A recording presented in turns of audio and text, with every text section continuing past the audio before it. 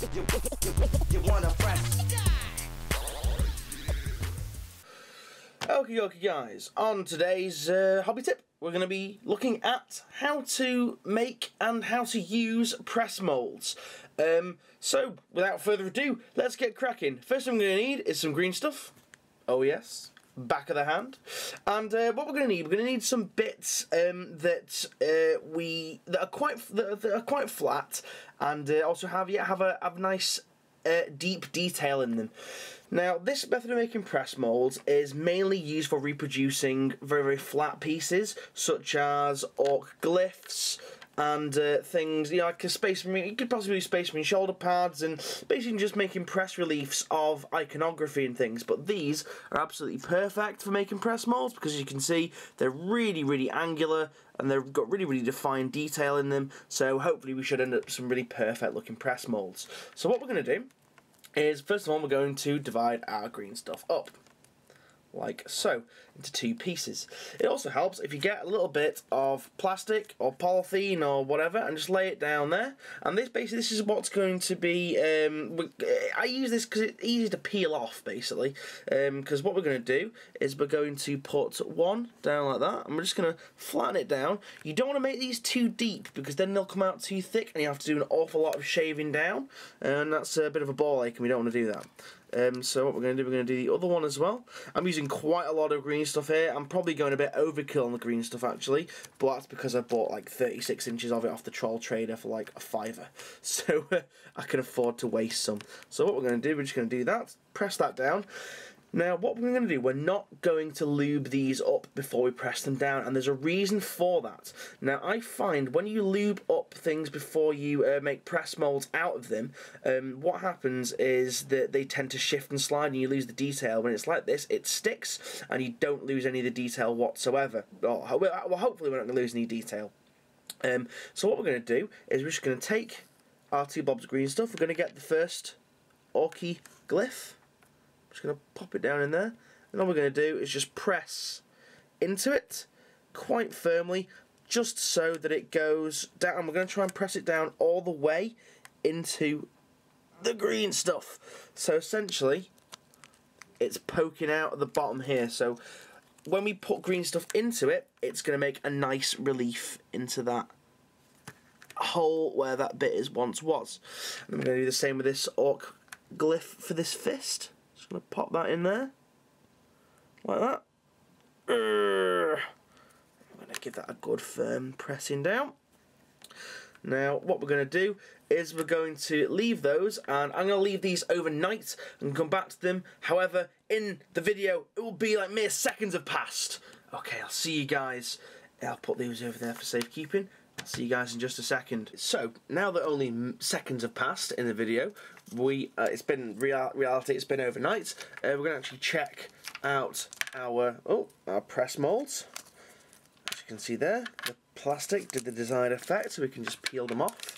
I also did another one, and I also did another example of one which really is too thick, and it actually has gone wrong. I've wrecked a bit.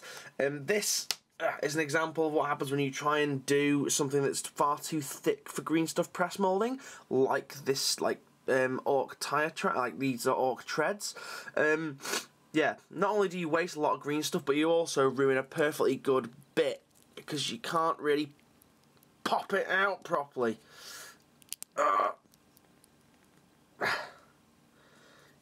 See, no matter how hard you see what I mean? It's just, all it's doing is it's breaking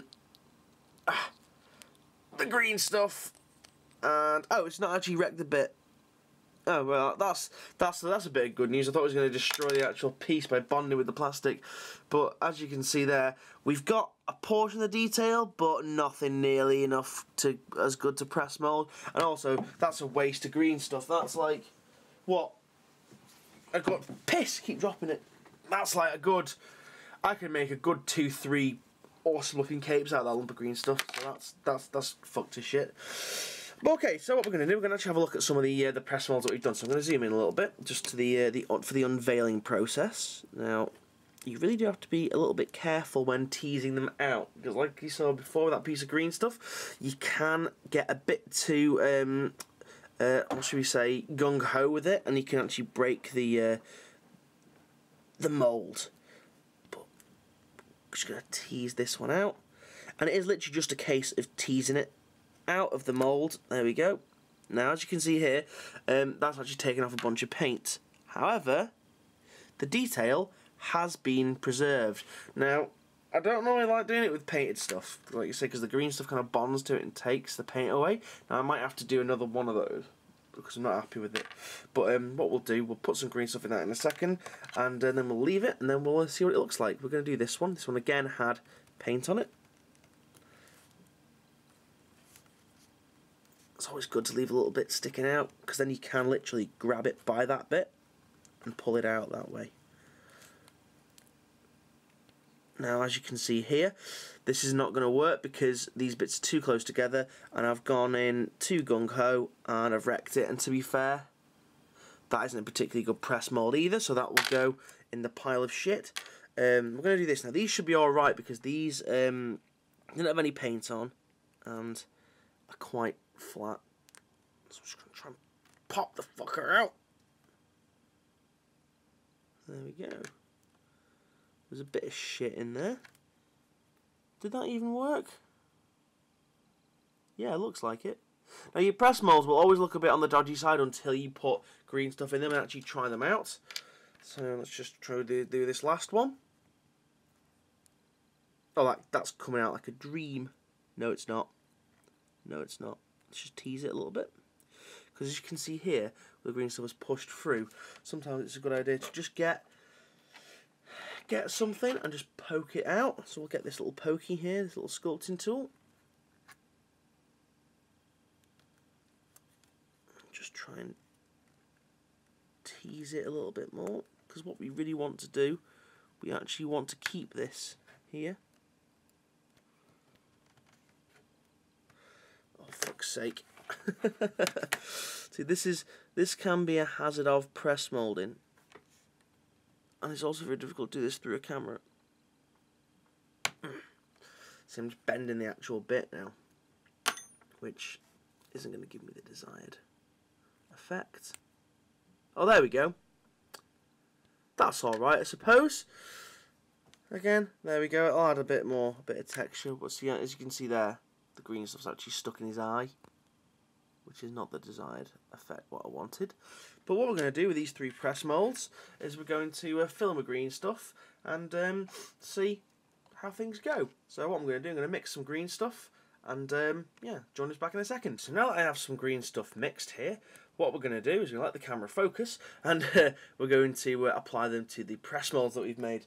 Now what we're going to use, one thing that I would not recommend is getting your green stuff and just going bleh and pushing it in, because what you'll find that the green stuff sticks to green stuff very, very well, and it won't actually come out. So what we're going to do, we're going to need a release agent. Now for our release agent today is we're going to be using petroleum jelly. Now, this stuff, obviously you can wash it off afterwards, blah blah blah blah. It's the stuff I had to hand. It's greasy, it's slimy, it should provide a good release agent. We're also going to use a cotton bud. We're going to dip the cotton bud in the petroleum jelly, and then what we're going to do is we're going to just get it in the mould, and we're just going to wipe it around in there, just so that it provides us with an easy to release bit of mould there, because the thing is, this stuff won't actually dry up. It'll stay gooey and slimy for a long time. Let's have a close look at that. Let me just lube it up a little bit more so I can see it properly. Right, so there we go. There's the fist that we've got. So we're going to take. You don't need an awful lot of green stuff for this, because it's going to just get pressed in. We're going to do, in fact, we're going to roll into a ball like that. Probably going to need some more in there actually. I stand corrected.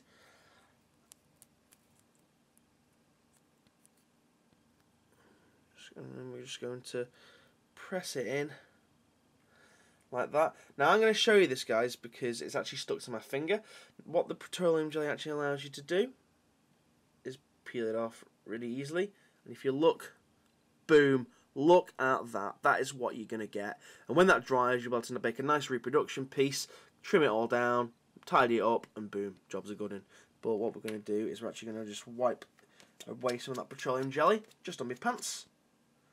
It's still a bit on the slimy side. Something that's a good idea as well is if you just get a wee little bit on the end of your finger, just because then it stops the green stuff sticking to you. Now petroleum jelly will still be good in there. So what we're going to do, we're going to stick that down like that. Oh, fuck's sake, get in there, you bastard. Just get in there.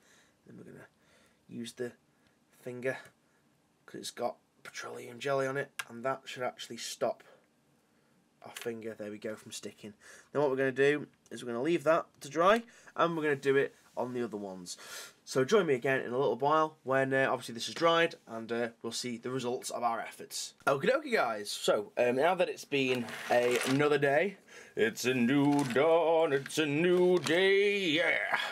Let's take a look at what our green stuff press molds came out with. The first one, this was the mech spanner banner top. That's alright. That's usable, even though there was like a chunk of paint in there. That's not too bad at all.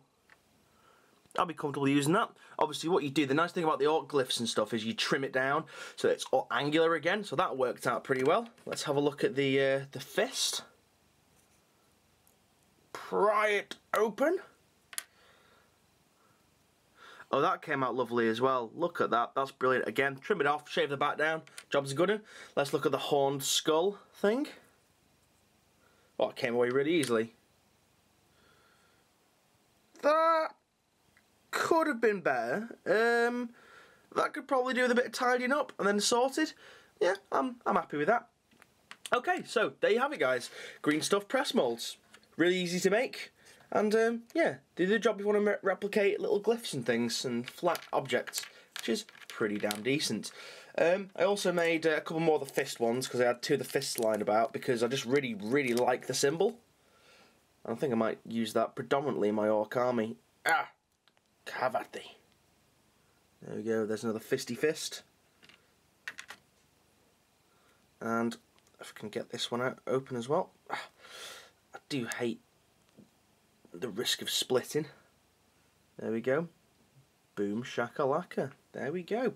Right, well, thank you for watching this hobby tip. It's been a bit of a long hobby tip, this one. It's also been a bit chopped up into pieces. But yeah, thank you for watching, and goodbye.